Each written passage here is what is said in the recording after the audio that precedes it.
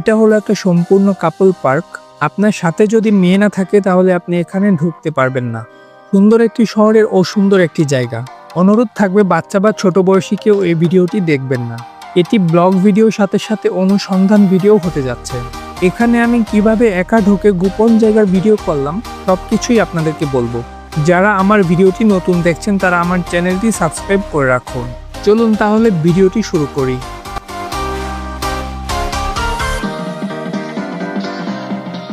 আসসালামু আলাইকুম।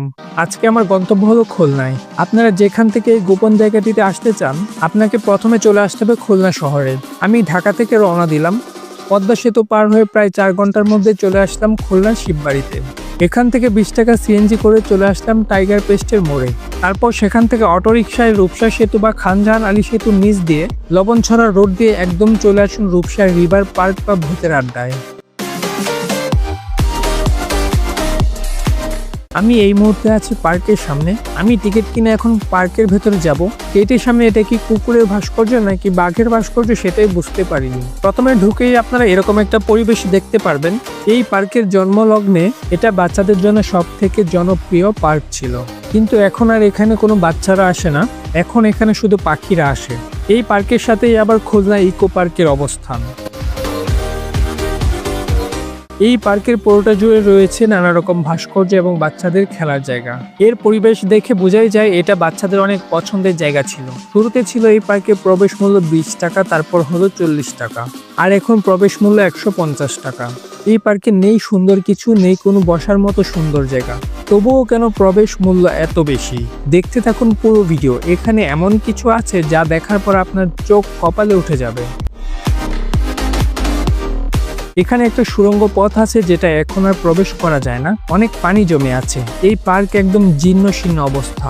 কত বছর আগে এটা পরিষ্কার করা হয়েছিল তা আমার জানা নেই। প্রতিটা ভাস্কর্য ভেঙে গেছে, গাছ লতাপাতা হয়ে জঙ্গল হয়ে গেছে। আমি শুধু ভয় পাচ্ছিলাম কখন আবার সাপ বের হয়ে আসে। যেহেতু পার্কের নামের সাথে ভূতের আড্ডা আছে, তাই এখানে একটা ভূতের বাড়ি আছে। আমি আরেকটা সুড়ঙ্গ দিয়ে এখন এই ভূতের বাড়ির ভেতরে আছি। অনেক ভয়ানক ভাস্কর্য তৈরি করার চেষ্টা করেছে।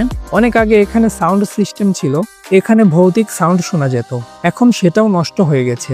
ভেতরের অবস্থা তো একদম জঙ্গল, একটুও পরিষ্কার করে না এখানে। আর পরিষ্কার করেই বা কি হবে? এখানে কেউ তো আর ঘুরতে আসে না, সবাই ব্যবসার মিটিং করতে আসে।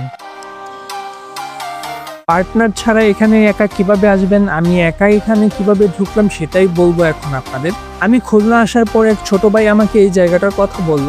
আমি তখন বললাম আমি এখানে যাব, কিন্তু সে বলল আমি নাকি একা ঢুকতে পারবো না। এত সহজে তো আমি হার মানবো না। চলে আসলাম টিকিট নিতে। কাউন্টার থেকে আমাকে বলল আপনি কি একা? কথাটা আমি না শোনার ভান করে বললাম ভাইয়া টিকিট দেন।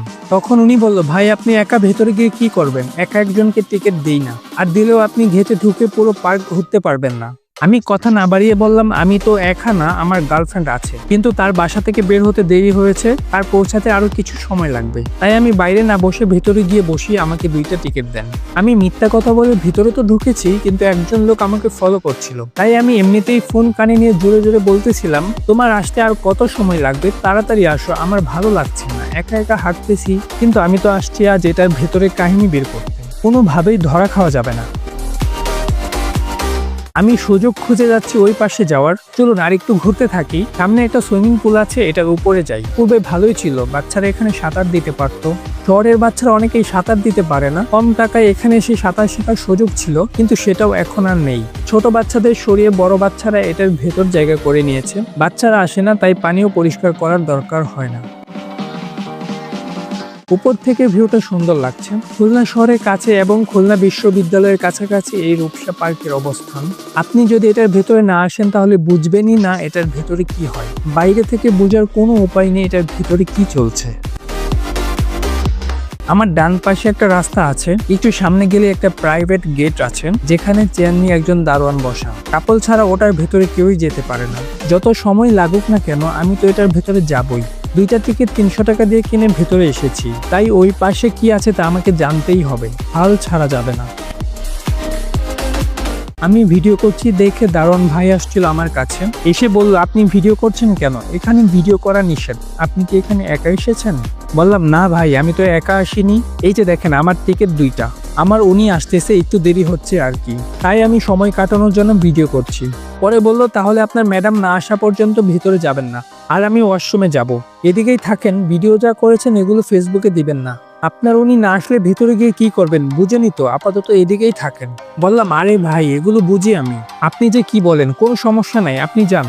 আমার সে না আসা পর্যন্ত এমনি হাঁটাহাঁটি করছি, দারোয়ান চলে গেল, আর আমারও এটাই সুযোগ ভিতরে যাওয়ার। আমি হয়তো 3-4 মিনিট সময়ই পাবো, এই সময়ের মধ্যেই আপনাদেরকে ভিতরের পুরো পরিবেশটা দেখানোর চেষ্টা করব। গেট দিয়ে ভেতরে এসে এখানে একটা চেয়ার দেখলাম, যেখানে দারোয়ান বসে থাকে। আপনার সাথে মেয়ে না থাকলে এই চেয়ার পার হয়ে আপনি সামনে যেতে পারবেন না।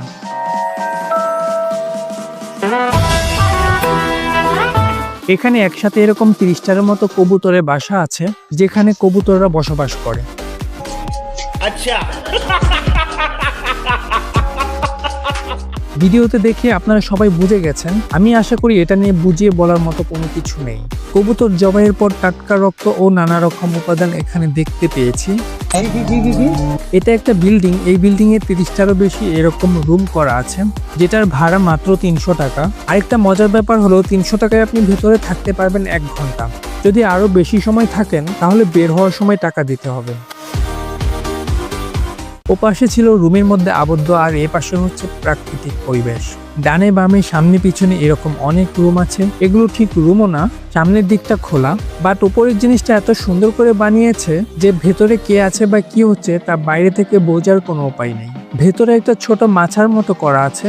আমার ভিডিওতে অনেকজন চলে এসেছিল, আমি ওই ফুটেজগুলো কেটে দিয়েছি। আপনি তো সেলসেলায় বেচতে দেখবেন। আমি এপাশে অনেকটা ঘুরেছি, এদিকে এই পার্কের অনেক জায়গা। একটা বড় পুকুর আছে, পুকুরের এপাশ দিয়ে এগুলো বানানো। ওই পাশে রয়েছে জঙ্গল, জঙ্গলে এমন ঘর করা আছে। আমি এদিকে আর সামনের দিকে গেলাম না, কারণ সামনে যত দূরে যাচ্ছি এরকমই রুম দেখতে পাচ্ছি। ভিন্ন কিছু নেই, সবগুলো প্রায় একই রকমই ডিজাইন। আমার মনে হয় এখানে 50টারও বেশি রুম আছে।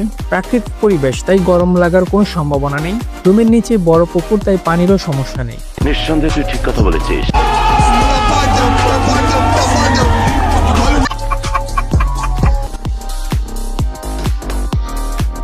যেদিক থেকে এসেছিলাম এখন সেদিকে যাচ্ছি। একদম ভিতরের দিকে রুমগুলো আমি যাইনি, কারণ কি না কি দেখে ফেলি। এই অল্পতেই আমার চোখে অনেক কিছু ধরা পড়েছে। আমি 5-6টা কাপল দেখেছি, সামনের দিকে হয়তো আরো অনেকেই থাকতে পারে। আমি আর কিছু দেখতে চাই না, আমার হাতে সময়ও খুব কম, কেননা এই পাশে আমার আশাই নিষেধ ছিল।